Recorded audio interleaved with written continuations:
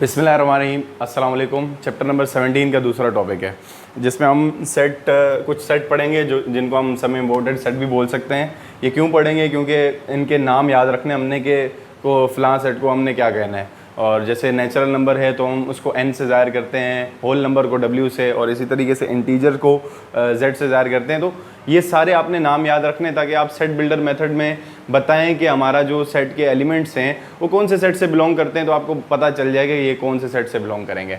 तो सबसे पहला जो हम सेट पढ़ रहे हैं वो है नेचुरल नंबर्स का सेट, जिसको हम n से रिप्रेजेंट करते हैं। और n नेचुरल नंबर का सेट कौन सा होता है? 1 2 3 4 और आगे तक चलता जाएगा। तो ये आपके पास नेचुरल नंबर्स का सेट कहलाएगा।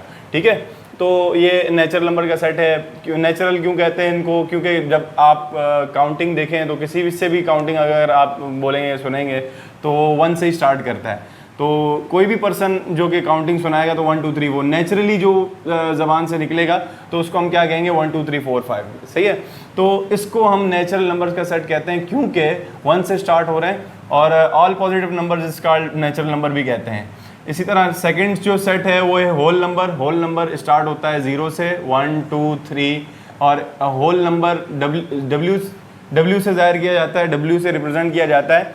होल नंबर को होल इसलिए कहा जाता है कि 0 से 9 तक आप कीपैड मोबाइल के कीपैड पे देख लें तो 0 से लेकर 9 तक नंबर मौजूद होंगे, और वो 0 से लेकर 9 तक नंबर दुनिया का कोई भी नंबर टाइप कर सकते हैं। तो इसलिए हम इसको कहते हैं होल नंबर। होल वैसे इंग्लिश में इस्तेमाल होता है तमाम के लिए।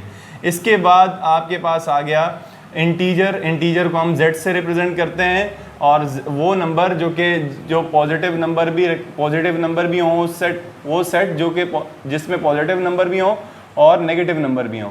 तो ये आपके पास चलता जा रहा है, और ये नेगेटिव नंबर पीछे आएंगे तो नेगेटिव नंबर्स हैं, और -2 -3 और ये आगे तक चलता जाएगा। तो ये जो सेट है ये इंटीजर कहलाता है। इसमें आप नेगेटिव वैल्यूज़ और पॉजिटिव वैल्यूज़ और ज़ीरो भी इसके एलिमेंट्स होते हैं। अच्छा, ये आपके पास यहाँ जाएंगे, 0 से पीछे जाएंगे, इसका मतलब सबसे छोटी वैल्यूज़ की तरफ जा रहे हैं। आगे जाएंगे तो यानी कि बड़ी वैल्यूज़ की तरफ जा रहे हैं। यहाँ पर आप -2 और -1 का रिलेशन देखें तो -2 छोटा है और -1 बड़ा है, ये आपने देखना है। जैसे माइनस नेगेटिव साइन लॉन को भी रिप्रेजेंट करेगा। जैसे फ़र्ज़ करें दो दोस्त हैं जिसके पास जो ना एक दोस्त के ऊपर जो ना वो 2 रुपये कर्जा है और एक दोस्त के ऊपर 1 रुपये कर्जा है।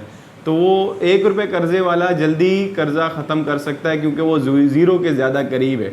जो 0 के ज़्यादा करीब है नेगेटिव साइन में वो बड़ी वैल्यू है। ठीक है, अब चौथे सेट पे जाते हैं। तो चौथा सेट आपके पास होता है इवन नंबर्स का, और इवन नंबर आपके पास वो नंबर जो 2 के डिविजिबल हों, 2 के टेबल में आए तो 0 2 4 और ये आगे तक चलते जाएंगे, पॉजिटिव में भी और नेगेटिव में भी, तो उसको हम इवन नंबर कहेंगे। और ओड नंबर जो 2 के डिविजिबल ना हो, उनके अलावा हों, तो ये आपके पास 1 3 5 7 9 ये सारे के सारे 2 के डिविजिबल नहीं है, 2 के टेबल में नहीं आते, तो इसलिए हम इसको ऑड नंबर कहते हैं। सिक्स्थ आपके पास है प्राइम नंबर। प्राइम नंबर वो नंबर होते हैं जो कि सिर्फ और सिर्फ जिसके सिर्फ ओनली 2 फैक्टर्स हों, एक 1 और एक वो खुद। जैसे कि 2 है, 3 है, 5 है, 7 है, 11 है। ये वो नंबर हैं जो कि सिर्फ अपने टेबल में आते हैं। ये वो नंबर हैं जो कि सिर्फ अपने टेबल में आते हैं और किसी के टेबल में नहीं आते। 7th आपकी बुक में नहीं लिखा हुआ लेकिन मैं ऐड कर देता हूँ, कंपोजिट नंबर। कंपोजिट नंबर वो नंबर होते हैं जो कि दूसरों के टेबल में भी आ जाएं, यानी कि वो दूसरे नंबर्स के टेबल, 4 अपने टेबल में भी आता है, 2 के टेबल में भी आता है, तो इसलिए हम इसको कहेंगे कंपोजिट नंबर। इसको C से रिप्रेजेंट करेंगे, ये भी आपके पास क्वेश्चन आ सकता है। ठीक है, तो ये आपके पास यहाँ तक आपके पास बग़ैर अपॉन वाले नंबर थे। अब आपके पास जो 8th सेट होगा वो रैशनल नंबर कहलाएगा, उसको Q से रिप्रेजेंट करते हैं। अब रैशनल नंबर बुक में जो बनाया हुआ है वो सेट बिल्डर मेथड में बनाया हुआ है। अब आपने पिछली वीडियो अगर देखी है तो उसमें मैंने आपको बताया था कि सेट बिल्डर मेथड कैसे होता है। सेट बिल्डर मेथड में हम किसी सेट को कैसे रिप्रेजेंट करते हैं, x such that x is equal to P upon Q। अब P अपॉन Q का मतलब ये है कि ये P न्यूमरेटर और Q डिनोमिनेटर को रिप्रेजेंट कर रहा है, यानी कि अगर इस फॉर्म में नंबर लिखा हुआ होगा तो उसको हम रैशनल नंबर बोलेंगे। और ये आपके पास जो P है और Q है ये P and Q belongs to Z, यानी कि ये इंटीजर से बिलोंग करते हैं। वो पॉजिटिव भी हो सकते हैं, नेगेटिव भी हो सकते हैं। ये Z क्या है, इंटीजर्स वाले सेट है, ठीक है।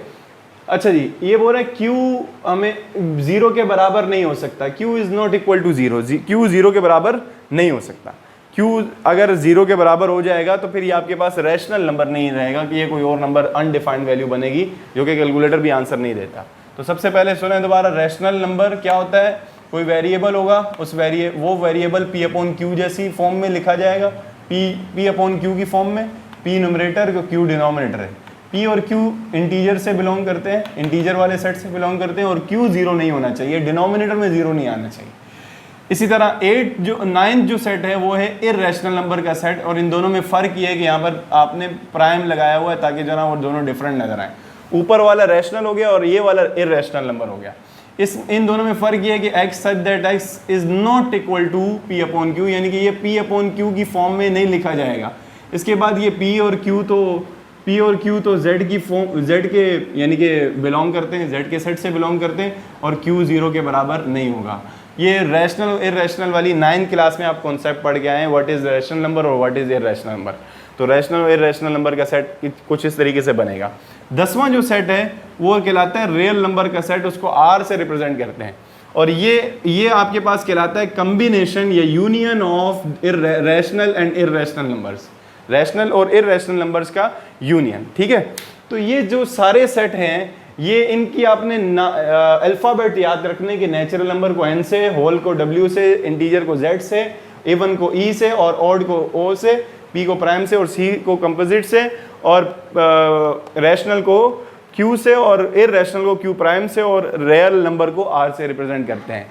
सेट कैसे बनाए जाते हैं ये आपने पिछली वीडियो में देखा था कि सेट को रिप्रेजेंट करने के 3 तरीके होते हैं।